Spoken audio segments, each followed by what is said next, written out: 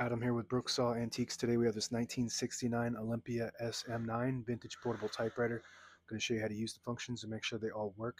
Made in Western Germany and considered one of the best typewriters ever produced. Also known as the Mercedes-Benz of typewriters. Up top is the adjustable paper guide. This helps you guide the page in straight and line that up with the edge of the platen, which is the main roller that feeds the paper. This is the left margin. I'm going to set that on 0, the right one around 75 to 80.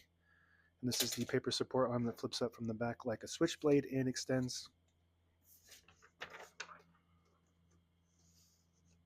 And this is the paper bale that sits on top. It's got 2 adjustable rollers and a scale.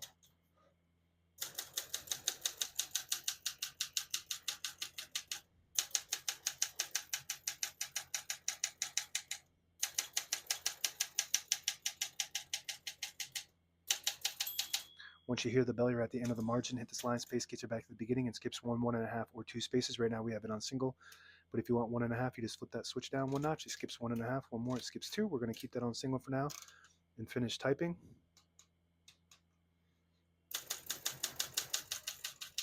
As you can see, all the keys type nice and none of them skip or stick. I'll type a sentence in red on the next line and switch from black to red. There's a switch on the right side here. Flip that all the way down to that orange indicator. It prints the bottom portion of the ribbon, which is red. When you have it in the middle, it doesn't print any ink at all. It just leaves a stencil for copying purposes. When you have it up top, it prints the top portion of the ribbon, which is black. We're going to move that down for red.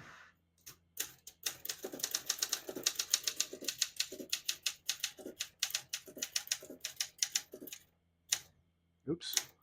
Made a little typo, but that's all right. That's how it goes when you type on a manual typewriter. The print looks so good. It's some of the best print I've ever seen. And it has senatorial number 71 font, which prints 11 characters per inch, and it's a square style font. And this typewriter has some scuffs and some scrapes, but it's feels so worn in, almost like a worn in shoe, like a brand new shoe you buy. It doesn't fit comfortable, but once it's worn in, it's the most comfortable. This is how it feels. It just feels super comfortable and like easy to use. Print looks really good. To pull the page out easy, there's a switch on the right side here. You flip it forward and it unlocks the rollers underneath the platen, allowing you to pull the page out easy or load thicker paper like carbon copy or cardstock. Make sure you flip that back before you load the next page, or else it won't load correctly. Going to flip this down for now and put the color. There we go. Put the color back up to black. But yeah, this machine, it still looks decent, but it's not all about the looks. This thing functions so good, better than a lot of the really nice condition shelves are.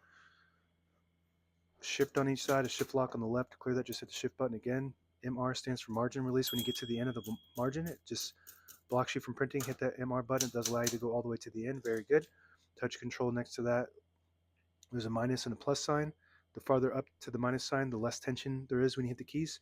The farther down you go, the more tension there is when you hit the keys. You do have to hit them harder for them to print, but they respond faster.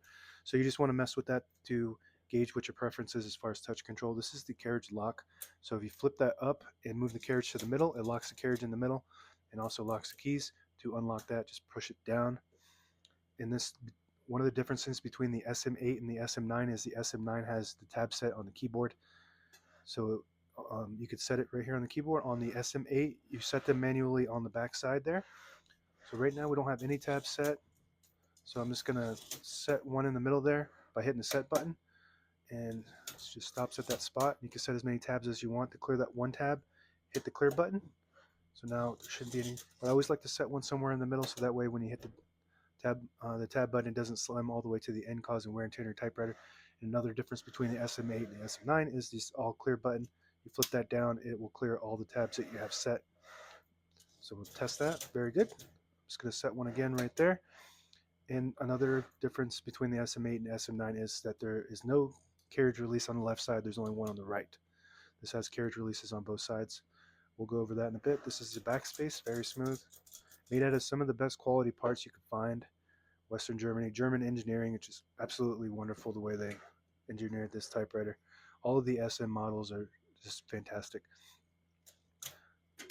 The hood opens like a car hood. All the brand new ribbons loaded on the left, so it's pulling clockwise to the right. If you want to switch that direction behind the spool you want it to go to, you just flip that switch like that, and it'll pull to that side. And that's actually meant to catch the end of the ribbon, which is the eyelet. It's a little metal piece. It will catch on that and then flip the direction automatically over and over to either side until the ribbon is dry. Right side carriage release, very good. And this is your paper release. And this is the switchblade paper support arm. Left side carriage release, very good. And if you flip the the line space selector all the way back, it disables the spacing so you can get to an exact spot on the page. You flip it forward and you get the clicks. Each one of those clicks is a half a space. And the same concept when you pull the knob out and turn it like this. It'll disable the spacing. You let it go, you get the clicks. And that's it. Now available on eBay or Etsy. Search Brooksaw Antiques.